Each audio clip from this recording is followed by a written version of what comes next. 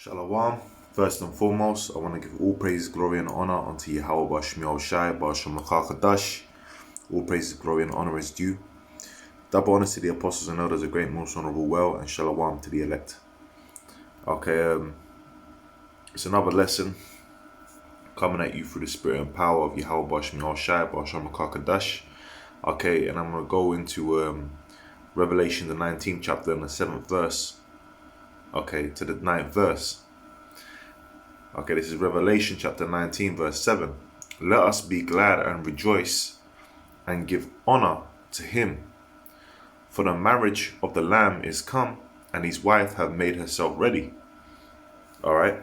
And the marriage of the Lamb is who? The Lamb is Yahweh Shai, our Lord, the Messiah. Okay? And the marriage of the Lamb is the coming together of the elect. Alright, with Yahweh Shai, man. Okay? You know, the elector is the wife that's making herself ready. It says, and to her was granted that she should be arrayed in fine linen. Alright, who's the her? Again, that's talking about the elect. Alright, that she should be arrayed in fine linen, clean and white. For the fine linen is the righteousness of saints. Alright, you know, and white represents pure, man. Alright, even when like when you have these worldly weddings, okay, the women, they wear white wedding dresses. Really, you know, they have no business doing that unless that man that they're getting married to, you know, that they're a virgin, and that's the first man they're gonna be with. You know, it says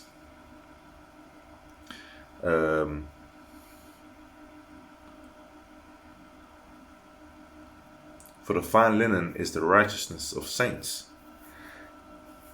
Okay, and he saith unto me, right, blessed are they which are called unto the marriage supper of the Lamb. And he saith unto me, these are the true sayings of Yahweh. Okay, Basham Yahweh Shai. So, you know, we're being bid to this marriage. And as the scripture said, you know, he that endureth unto the end, the same, you know, the same shall be saved. So pretty much the elect are going to be the ones that are going to be saved, man. And we, you know, we make our calling and election sure by showing diligence. Okay, going out on the highways and byways. Okay, doing these lessons. All right, in the truth of the correct doctrine taught to us by our apostles and elders. All right, being charitable amongst our brethren. Okay, and having faith unto Yahweh Bashmi Shai. You know, and the goal is to be up in that chariot, man, with Yahweh Shai. Right now, I'm gonna get you a quick precept in 2 Corinthians chapter 11, verse 2. It says, for I am jealous over you with godly jealousy, for I have espoused you to one husband, that I may present you as a chaste virgin to Hamashiach. All right. So what does that mean? Does that mean that you gotta be not sleep with any women? You gotta be a virgin in this truth? No, that's not what it's talking about. We've been espoused to one husband. That's our husband, the bridegroom, being Yahweh Shai, and we being the bride. And what does it mean to be presented that way? Presented in a way where we have not been tainted with the philosophies, okay, of this world, man, but stay true to Yahweh Bashmi Yahweh Shai. Alright, what's that in Revelation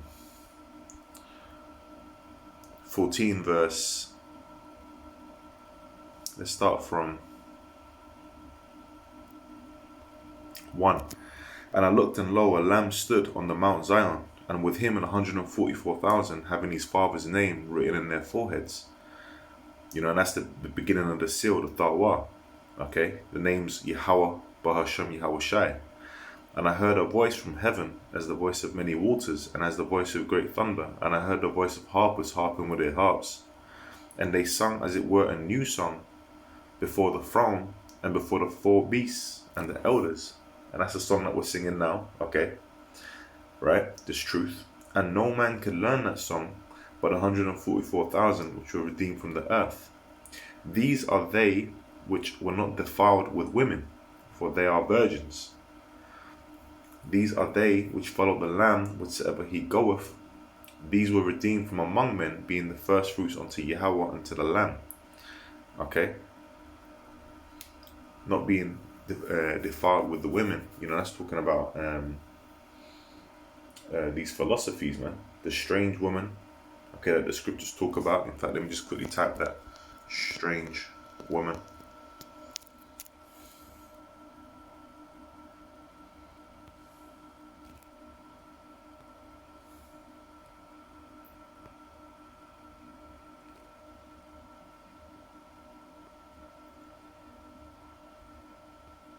Which one do I want to use?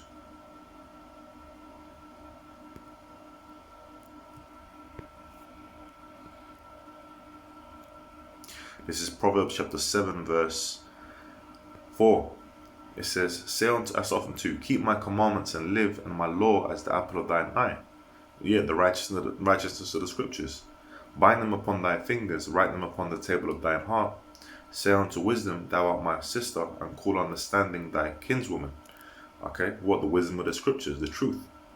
That they may keep thee from the strange woman. What keeps you away from the strange woman, from the philosophies of this world, the philosophies that are, you know, being pushed out by Esau? Okay, all right, and all the philosophies that are outside the truth. What keeps you away from that? The truth, the scriptures. That's how you it's your armor. It's how you filter it, whether it be true or whether it be false. From the stranger which flattereth with her words. All right, and the elect aren't going to be defiled by that, man. The elect can't be deceived. Okay, the elect are going to follow the Lamb wheresoever he goeth. Right, and that's going to be we're going to be bidded. We've been bidded to the marriage. Okay, because the wedding invitation is going out, and I'm going to read that. Okay, let's read that in Luke 22. Okay.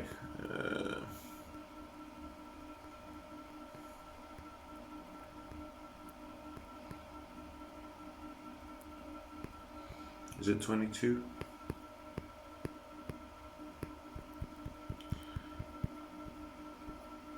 No, I'm thinking of Matthew 22. Right, this is Matthew chapter 22, verse 2. The kingdom of heaven is like unto a certain king, which made a marriage for his son, the king being Yahweh, and the marriage for his son being Yahushai. And that's the marriage that is spoken of in Revelation, the 19th chapter, which we read. And sent forth his servants to call them that were bidden to the wedding, and they would not come. And what's that? Many are called, but few were chosen, right? What's the call? The call is the wedding invitation. And what's the wedding invitation? Okay, when we do these, when we go out on the highways and byways, when we do these lessons, we're calling out onto the hopeful elect. Okay.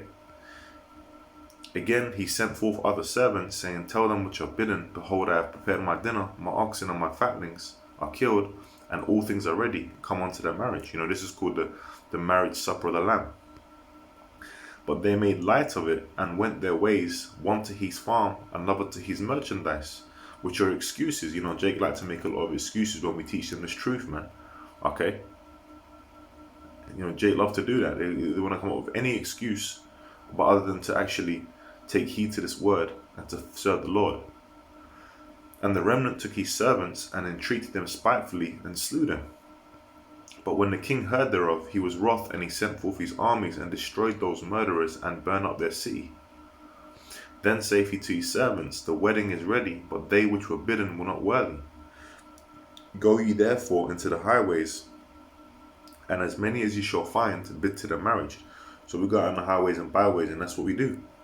So those servants went out into the highways and gathered together all as many as they found, both bad and good. And the wedding was furnished with guests.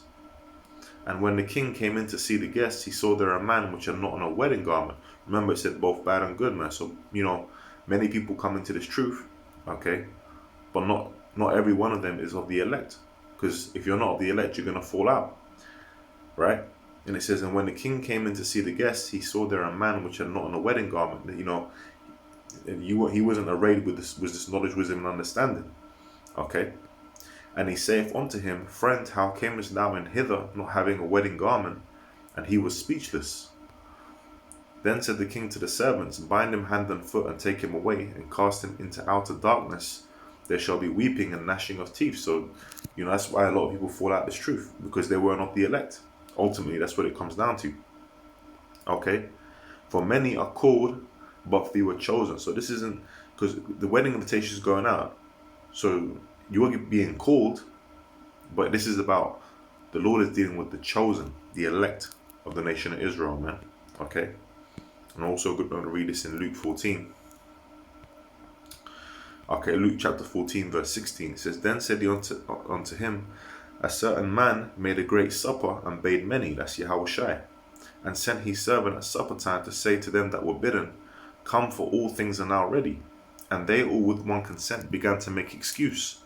The first said unto him, I have bought a piece of ground, and I must needs go and see it. I pray thee have me excuse. So this man bought some land, a house, started to establish himself in this world, and that started to that was an excuse, okay, of taking him away from this truth. And another said, I have bought 5 yoke of oxen, and I go to prove them. I pray thee have me excused. What do you do with the oxen? You plow the field. It's work. Okay? So I got to go make this money. I got to, I've almost got this promotion. And, people that put Esau's work before the Lord's work. And another said, I have married a wife, and therefore I cannot come. They met a beautiful woman, and that started to, instead of taking heed unto the Lord and doing his work, they established in this world a relationship with that woman, and took them out the truth. And that's that's one of the major reasons as well why people fall out the truth. Okay, these are the reasons, man. Okay, and that's why the scriptures say, he that pleaseth the Most High shall escape her, man.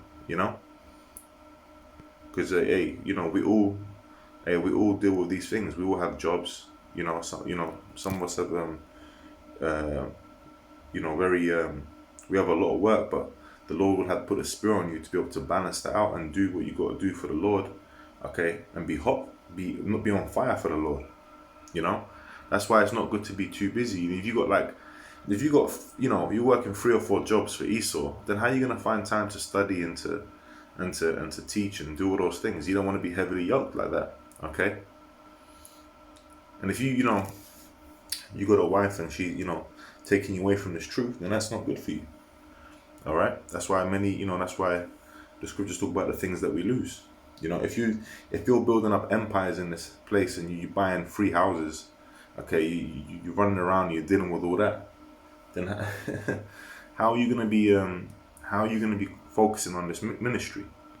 Okay, it says, so that the servant came and showed his Lord these things. Okay, which Jake, man, that's it. That's the thing about Jake. Jake, they like to make excuses, man. All right, we come out on the highways and byways, us brethren, and we teach this truth. Okay, we tell you, hey, seek the Lord while he may be found. But a lot of Jake are just making excuses, man. All right, they act like they're down, but what they're just doing is making excuses and going about their life in this world. It says, so that servant came and showed his Lord these things. Then the master of the house, being angry, said to his servant, Go out quickly into the streets and lanes of the city, and bring in hither the poor and the maimed and the halt and the blind. And that's the elect. The Lord said that he came not to heal them that are whole. How does it go, man? Need not a physician.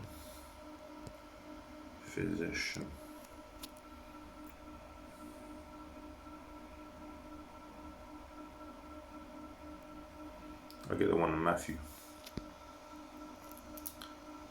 Matthew chapter 9 verse 12. But when Yahushua heard that, he said unto them, They that be whole need not a physician, but they that are sick. The Lord came came for the sick, man. All right, not for them that are whole, man. All right, if you're whole, are you proud? We're all in a fucked up situation out here, man.